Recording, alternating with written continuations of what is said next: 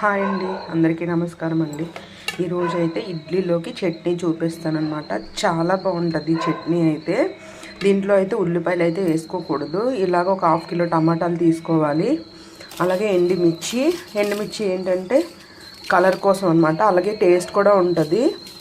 పచ్చిమిర్చి, అల్లం ముక్కలు, వెల్లుల్లిపాయి, ఇంకా జీలకర్ర, ధనియాలు కూడా వేసుకోవచ్చు. నేనైతే జీలకర్ర వేస్తాను. ముందుగా అయితే ఆయిల్ పోసుకున్నాం కదండి, కొంచెం ఆయిల్ వేసుకున్నాము. ఆయిల్లోని మనం ఈ టమాటా ముక్కలు వేసేసుకోవాలి. టమాటా ముక్కలన్నీ వేసేసుకోవాలి. అలా టమాటా ముక్కలన్నీ వేసుకున్నాక అల్లం ముక్కలు, ఎండుమిర్చి తొడుములు వేసుకున్నాము. వెల్లుల్లిపాయలు లాస్ట్లో వేసుకుందాము. పచ్చిమిర్చి కొద్దిగా ఈ చట్నీ స్పైసీగానే ఉంటుంది, బాగుంటుంది. అలా మగ్గించుకోవాలి. మొత్తం ఇవన్నీ కలిపి మగ్గాలన్నమాట. మగ్గిన తర్వాత మనం అంటే మిక్సీ చేసుకోవాలి. అలానే జీలకర్ర కూడా వేసేస్తున్నాను ఇప్పుడే. చూడండి ఎలా మగ్గుతున్నాయో. వెల్లుల్లిపాయలు కూడా వేస్తాను అనమాట. ఈ వాటర్ అంతా కొంచెం మగ్గాలి. పచ్చి పచ్చిగా ఉంటుంది వాటర్ కానీ ఎలాగని ఆపేస్తే. మగ్గాలి, మంచిగా ఉడకాలి. అలా మగ్గిపోయిన తర్వాత కొద్దిగా ఉప్పు వేస్తున్నాను. సరిపడినంత ఉప్పు వేసుకోవాలి. ఆపేస్తున్నాను. చల్లారాలి. చల్లారిన తర్వాత మిక్సీ చేసుకోవాలి కొద్దిగా వాటర్ పోసుకొని.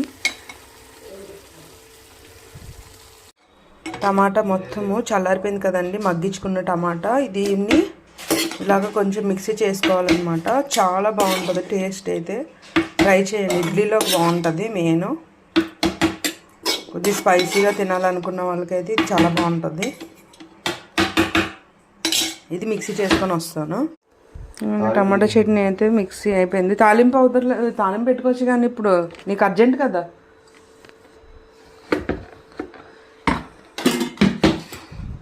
వేడి వేడి ఇడ్లీ అయితే రెడీ అయిపోయింది.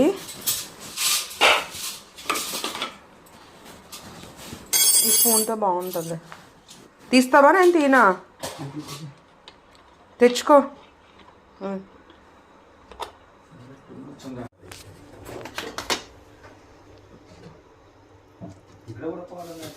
చాలా బాగుంటుంది టేస్ట్ అయితే. ఇడ్లీ అయితే రెడీ అయిపోయిందండి. అలాగే చట్నీ నచ్చితే కనుక చేసుకోండి, చాలా టేస్టీగా ఉంటుంది. ఒకసారి అయితే ట్రై చేయండి, నచ్చితే కనుక చేసుకొని తినండి. నేను ఇడ్లీ అయితే పొట్టుపప్పుతో చేశానన్నమాట. నచ్చితే సబ్స్క్రైబ్ చేసుకోండి. వీడియో నచ్చితే సబ్స్క్రైబ్ చేయండి, లైక్ చేయండి, షేర్ చేయండి.